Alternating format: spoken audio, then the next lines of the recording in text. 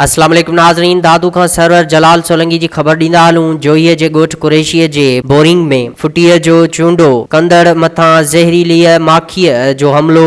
ॾंगजण सबबि 40 ॿारड़ा औरतूं ऐं मर्द बेहोश थी विया, जिन में वली मोहम्मद वलद जुम्मन रुस्तमानी, मीर वलद रजब रुस्तमानी, सलामत वलद खैर मोहम्मद उम्र 10 साल, अली मोहम्मद वलद मुबारक उम्र 27 साल, 5 साल, मौसमात शहजादी ज़ाल खान मोहम्मद सोनारो ऐं ॿिया शामिल आहिनि। अहिड़ो इतलाह तहलका अस्पताल जे MS खे ॾिनो वियो त हिक ई वक़्तु समूरनि बेहोश थियलनि खे अस्पताल